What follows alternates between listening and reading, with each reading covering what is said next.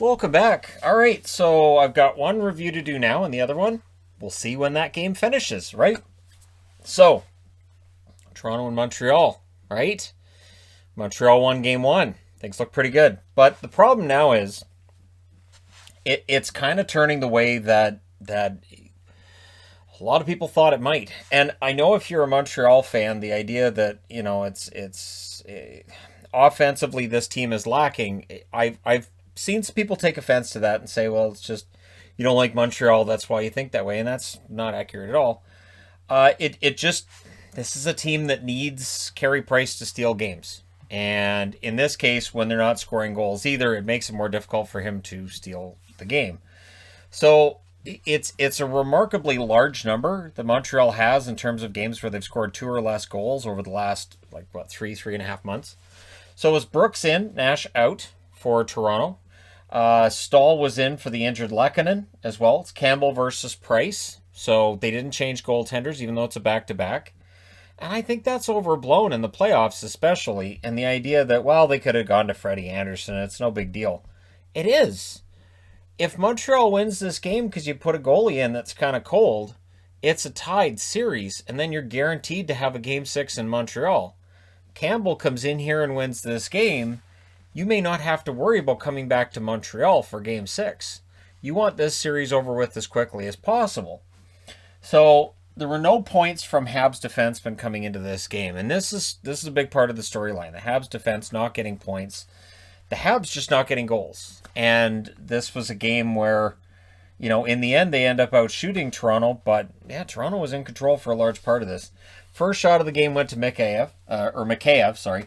Spezza in alone. Price makes the save there. Marner was denied. Leafs go to the power play.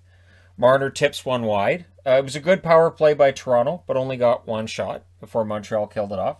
Habs press at 6 minutes. The Leafs clear it out. The shots were 3-1 in favor of Toronto at that stage of the game. Campbell then stops a Gallagher tip. Zone time for the Habs? Absolutely. Shots? More of a problem. So Toronto blocking them out, keeping to the outside, and maybe some instances as well where Montreal's passing where they should be shooting. Because when a team's struggling to score, it'll start affecting their confidence, and you'll start seeing that where you're thinking, wait, why did he pass there? Because he doesn't have the confidence to take the shot, or they're trying for the perfect shot to get the goal, right? Lots of whistles. I thought the game needed a goal at this stage of things. Galchenyuk had a chance that was saved. That was his first shot in the series. He had a good game tonight, though. And I thought Price may have to steal this. This is going to be one of those games where Carey Price has to be completely lights out if they have any chance at all. Habs get a power play. Caulfield was on the first unit, which again shows that Caulfield belongs on the team. I have no idea why he didn't get in until the last game. One shot on the power play. The Habs press after the power play's over. We then get too many Leafs on the ice, so the Habs go right back to the power play. Shorthanded chance for Kerfoot, and then Gallagher tries to jam one in, but the Leafs manage to kill it off. So we go to the second period, still tied at nothing, but Toronto was the better team in that first period. And then in the second period, it really kind of is a breakthrough for them.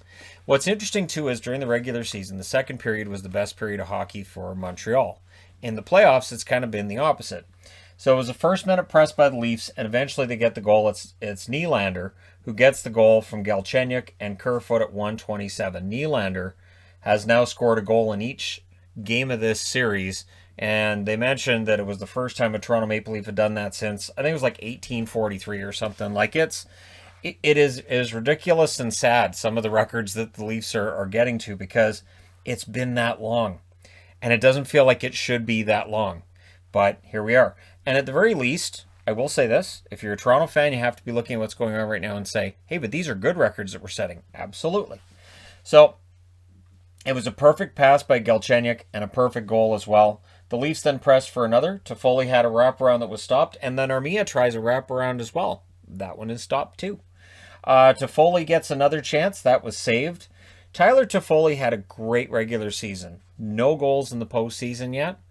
And so that's part of the storyline too.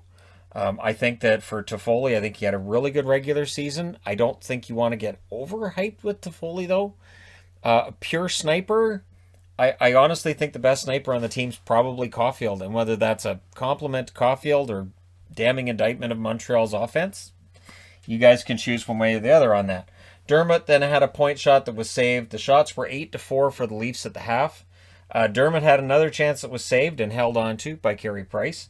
The Leafs pressed with 8.5 minutes left. The Habs were pinned down. They finally cleared it out, but not long after, Spezza scores from Galchenyuk and Muzzin at 12:28. So Spezza gets the goal. I'm going to say this too. Spezza's had an amazing playoffs. I still find it weird that when Josh Anderson's a topic of conversation, Leaf fans immediately say, yeah, well, Spezza's outproducing him, which almost makes it sound like, hey, even this guy's better than him. Spezza's been great this year. Spezza's been fantastic, and he might have had his best game as a Maple Leaf tonight. So the Habs try to answer. They're not generating a lot, though, to this point in the period. The Leafs then get a power play, and they score on it. And it's Joe Thornton from Spezza and Kerfoot at 14:56. So 3 Leafs who've been at times the topic of conversation for the wrong reasons in the media over the past 12 months. They combined for a goal. So I like seeing that. I like seeing Kerfoot have a really good game, too. That was 2 assists for him to that point in the game. And it was a rush chance during what was a pretty poor power play to that stage for Toronto. That power play was not going anywhere. And then, yeah, there's a rush chance, and it's in. It's in. Joe Thornton gets it. The Leafs then looked for another after that. There was a spin around a backhand by Matthews that was saved, and that's the weird thing. The Leafs' top line is not producing. So you can look at this and say, look, Matthews and Marner and Hyman aren't producing. Right. They're winning these games without needing anything from them. That should make this more impressive than that. But I guess it's easier to pile on the guys who aren't producing. Or, hey, they've been doing this without their captain, too. So this is 3 games in a row that have been won, minus their captain, leaving a large hole at the number 2 center spot on this team. No offense to anybody else who's going to fill in there, but they're not John Tavares. So there was a late Habs power play. They desperately needed a goal. Gallagher ends up hitting a post, which is about as close as Montreal gets. The Leafs kill it off. There were 2 shots by the Habs. There were good chances, but Campbell was fantastic tonight. And then in the last minute, the Habs press. So we go to the third period with Toronto ahead 3-0. Mikheyev had a shot that was blocked. The shots are 1-0 for the Habs at 3 minutes. The Leafs, though, I thought were defending really well. And I didn't think Montreal early on especially had particularly dangerous opportunities. The Leafs were happy to just dump pucks in and retreat and just kill as much of the clock as possible. The Habs would get another power play. They had to score, desperately needed to score, but the Leafs did kill it off. And at that stage, the Habs 0 for 14 in the series. So if you don't score on the power play in the entire series, odds are you're going to be the team that's behind on the overall tote board of who's ahead and who's got a chance to eliminate who. Hyman had a break. Price makes the save there. The shots were 11-3 for the Habs with 9 minutes left. So the Habs were getting opportunities, just Jack Campbell being a wall. And he's been remarkable in third periods in this series. And I think it's starting to garner attention now just how good Campbell is. Caulfield couldn't pull a trigger on one that he had a chance at. Gallagher fires one high. Hyman would clear that out. Toffoli then had a blast that was blocked. The Habs were getting better looks in the second half of the period. But again, they're down 3-0. So they need 3 goals. They need something fast, right? So they pulled the goaltender with 4 minutes and 50 seconds left. Moments after Price reaches the bench, Hyman had a shot at the empty net and he missed it. And then Matthews had a shot at the empty net and it went off Perry's stick and wide. Perry blocked it out wide. So they probably should have iced it there and they didn't. So I thought that's noteworthy. We'll throw that on the board. Galchenyuk is the one that ices it from Kerfoot at 16:29. The former Montreal Canadiens bust, right? I think we can all agree he busted basically till he reached Toronto. He gets a goal and 2 assists for 3 points to put Montreal on the brink. And the only question left in this one was, will he get the shutout? So I put it right there. Only question left in this one. Left it at that. I didn't put the word shutout on the board. Mikheyev had some shot blocks and clears. Brooks was getting shifts late. I thought Brooks played well. We'll see whether or not Sheldon Keefe plays with the lineup in Game 5. I don't think so. I think it probably stays the same. And for Toronto, they're up 3-1. I thought it was interesting, too, that in media availability, they said that, they're upset about Tavares being out, and they realize with him being out a minimum of 2 weeks, the only way they're going to see him back on the ice again is if they keep winning and they keep playing hockey. So they've got the right attitude about this. For Montreal, you've got 4 goals in 4 games. I don't know how you're going to fix this, but I'll say this. If they get shut out or if they get held to 1 goal after game 5, there has to be questions directed towards Dominic Ducharme behind the bench, as well as Mark Bergevin for how this team's been put together. But we're not there yet. We'll see if we get there. The shots in this one favor Toronto in the first and second, 9-6 in the first, 15-12 in the second. Montreal outshoots them 14-4 in the third to lead the shots 32-28 overall. Power plays, Toronto goes 1 for 2, Montreal goes 0 for 4. So you can't claim that the referees were in the pocket of the Leafs in this one because Montreal had doubled the power plays. Hits were 40-16 for Montreal. So again, Toronto's not throwing hits. It's not affecting them. Now, if Toronto moves on to the next series and they're playing against Winnipeg, Winnipeg hits more often. I think they hit a little bit harder. But again, we'll see, right? Block shots 21-18 in favor of Toronto.